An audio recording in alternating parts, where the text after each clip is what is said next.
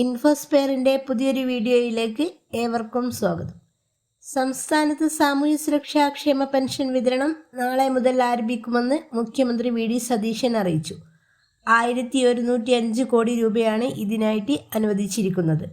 August 25 മുതൽ വിതരണം ചെയ്യേണ്ട പെൻഷനാണ് ഓണം കണക്കിലെടുത്ത് നേരത്തെ നൽകുന്നതെന്ന് മുഖ്യമന്ത്രി വാർത്താസമ്മേളനത്തിൽ വ്യക്തമാക്കി.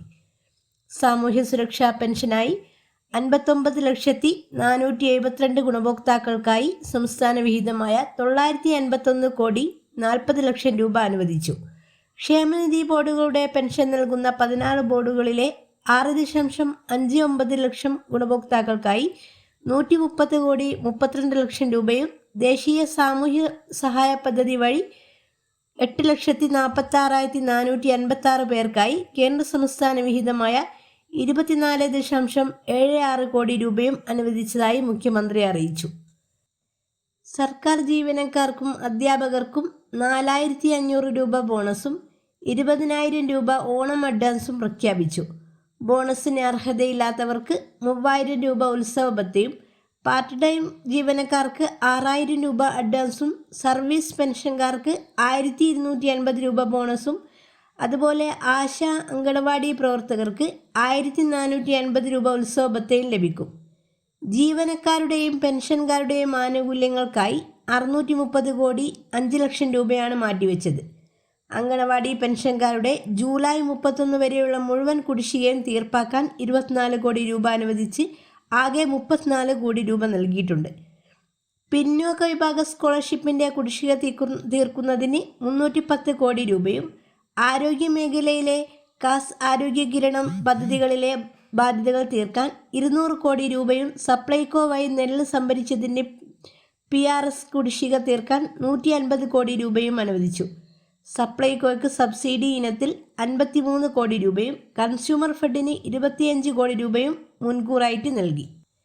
തൊഴിലുറപ്പ് തൊഴിലാളികൾക്ക് 1,200 രൂപ വീതം നൽകാൻ 44.24 കോടിയും, അയ്യങ്കാളി നഗർ തൊഴിലുറപ്പ് തൊഴിലാളികൾക്ക് 85 ലക്ഷം രൂപയും, സ്കൂൾ പാചക തൊഴിലാളികളുടെ വേതനത്തിനായി 44 കോടി രൂപയും, ലോട്ടറി ഏജന്റുമാരുടെ ക്ഷേമത്തിനായി 16.47 കോടി രൂപയും, എൻഡോസൾഫാൻ ദുരിതബാധിതർക്കായി 14.04 കോടി രൂപയും അനുവദിച്ചു.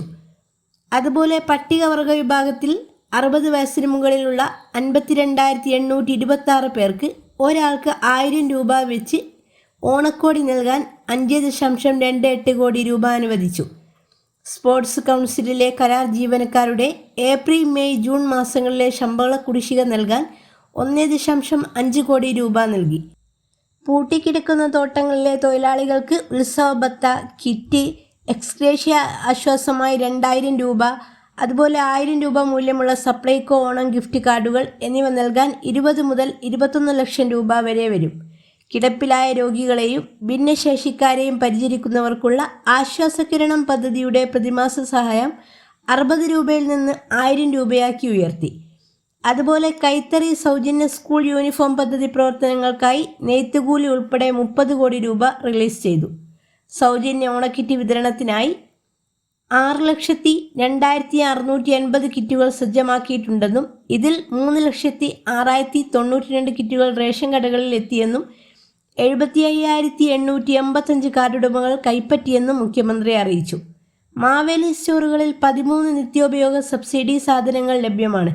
സപ്ലൈകോ ശബരി സബ്സിഡി വെളിച്ചെണ്ണയുടെ വില ലിറ്ററിന് 249 രൂപയിൽ നിന്ന് 229 രൂപയായി കുറച്ചു. ഓഗസ്റ്റ്, സെപ്റ്റംബർ മാസങ്ങളിലെ സബ്സിഡി സാധനങ്ങൾ റേഷൻ കാർഡ് ഉപയോഗിച്ച് ഇപ്പോൾ ഒരുമിച്ച് വാങ്ങാമെന്നും മുഖ്യമന്ത്രി അറിയിച്ചിട്ടുണ്ട്.